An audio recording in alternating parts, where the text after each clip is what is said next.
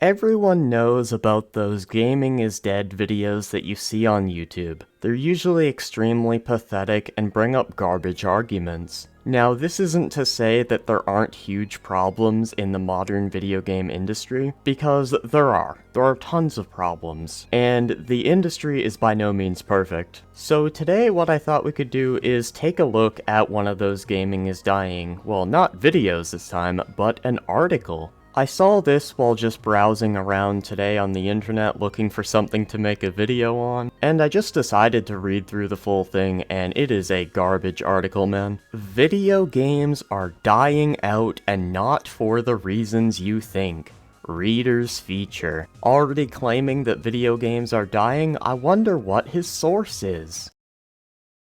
I mean, come on, man, we all know what his source is. My source is that I made it the fuck up. And of course they include a picture of Minecraft. Why is it that all these gaming is dying videos, why do they all bring up the same game that's been out for like 10 years? Now I know this is an article and not a video, but same thing goes. Believe it or not, there are more games out there to play than Minecraft. Maybe if you'd stop playing the same game over and over and over again, you'd have fun, because there are good games out there. There are good games upcoming.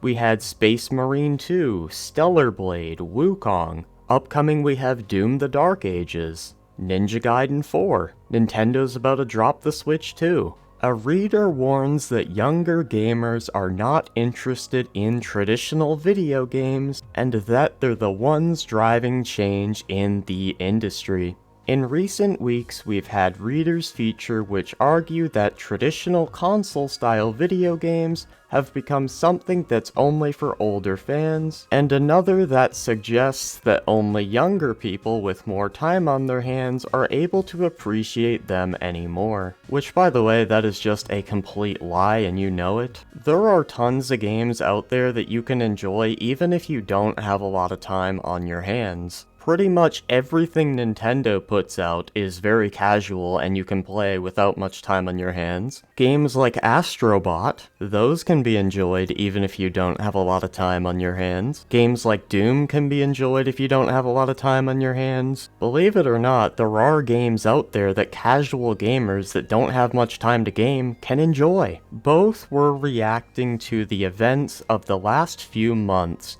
in which both Microsoft and Sony have seemed to signal a move towards multi-platform releases and away from consoles, or at least not having them center stage as usual, which is nothing but a positive for the gaming industry. Having to buy a console that you might not even want just to play a video game is not the most pro-consumer thing in the world, and the game's quality can suffer because of it. Look at Bloodborne. Also, when developers make their games available on different platforms, more people can buy the game, therefore making more money for the developers to use on their next game. Doesn't exactly take a rocket scientist to find out why they might want to put their games multi-platform. Also, how does this prove that gaming is dying? Gaming is dying because more people can play games on the platform they want? Gaming is dying because the developers get more sales on their games? The logic isn't logicking here.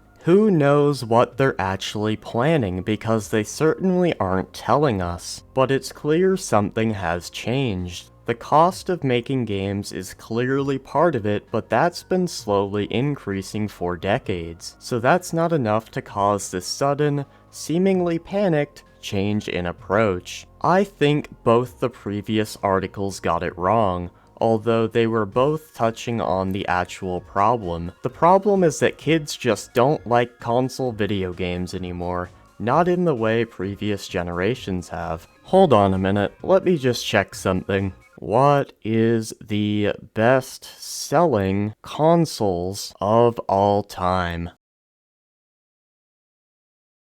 Wait, Nintendo's current generation console is one of the best-selling consoles of all time? That doesn't line up with what the journalist was saying. Before everyone writes in saying their kid has a console and loves it, clearly not everyone is the same. And Nintendo stuff is particularly popular with younger kids. Actually, nowadays, it's kinda the opposite. I mainly see adults nowadays playing with the Switch instead of children.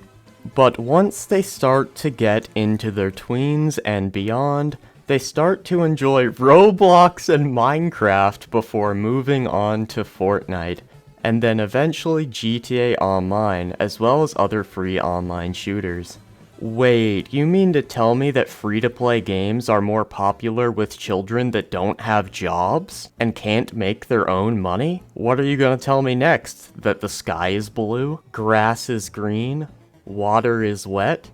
Yeah, if something has a lower barrier to entry, or in this case, no barrier to entry, more people are going to consume that product. You also have to keep in mind that most people in today's economy are dirt fucking poor and struggling to make ends meet, so a free-to-play game is probably more appealing to them than a paid one. You think this would be common sense, but common sense isn't so common anymore. None of those are what most people would consider traditional console games, even though they can be played on a console. But the problem isn't really the format. Even though it seems obvious that more and more younger gamers are sticking with a phone and PC and nothing else. Yeah, if this were true, 150 million Switches wouldn't be sold, and the PS5 is selling really well too.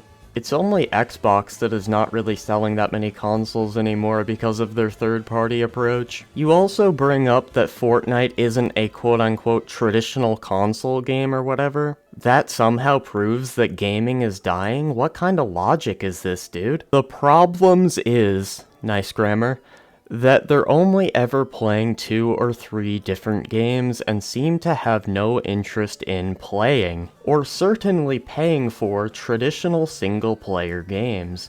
All of that is being left to older gamers, and once they're gone, I don't think there's any evidence that young people today are suddenly going to become single-player fans when they hit 30. If that were true and people only cared about multiplayer games, then why did Tears of the Kingdom sell like, I think it was 25 million copies? Why did the Resident Evil 4 remake sell so well? Why did Elden Ring, a primarily single-player game, sell so well? And its DLC did extremely well. It seems that gamers don't have any problems paying for these games, and you're just making this up. You then say that there's no evidence that younger gamers are going to turn more towards single player when they get older. This is simply untrue. Single player games are not as competitive and are more for somebody who doesn't have that much time to grind on a multiplayer game. And it's typically older people that don't have as much time on their hands. They don't have time to keep up with the kids that are playing 6 hours a day on Fortnite. They'd rather just relax and play a game at their own pace and not worry about sweaty kids on the internet. For those growing up today, video games are Fortnite and Roblox.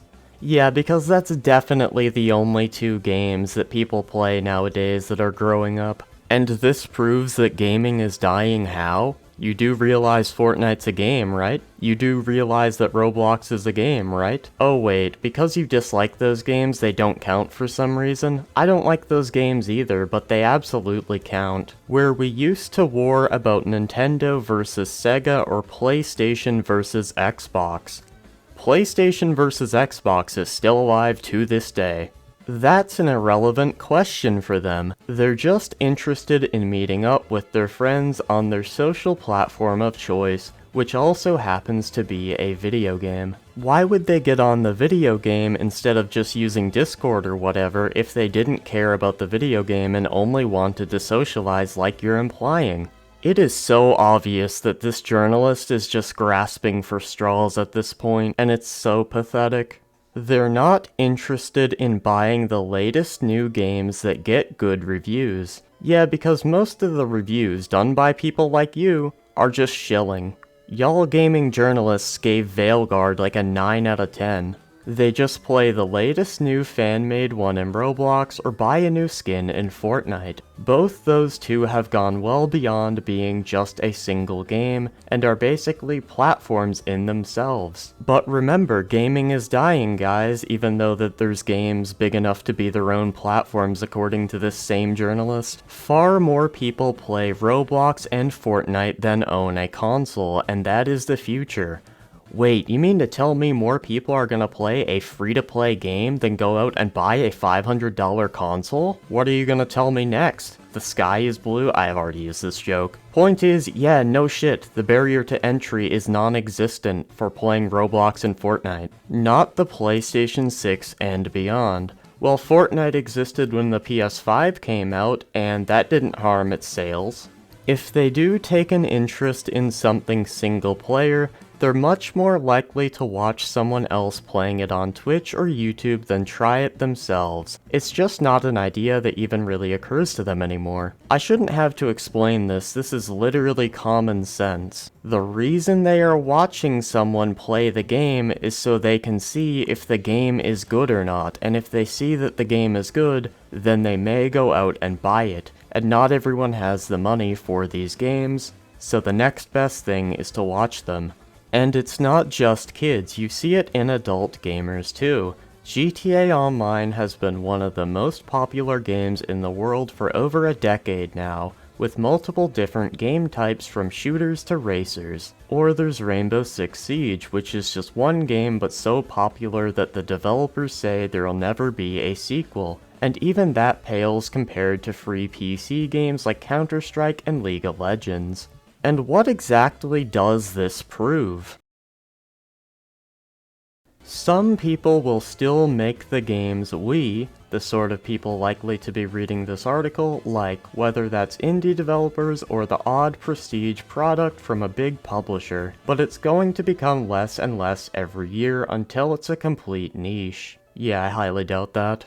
Anyway, that is pretty much all for today's article. The last two paragraphs are them repeating something they've already said earlier in the article, so I'm not gonna bother to read over it. Obviously, there are problems with gaming right now that you can list, but to act like gaming is completely dead is incredibly retarded. But yeah, that's pretty much all from me. If you liked the video, make sure to leave a like, subscribe. If you don't like the video, leave a dislike and an angry comment, and I'm out. Peace.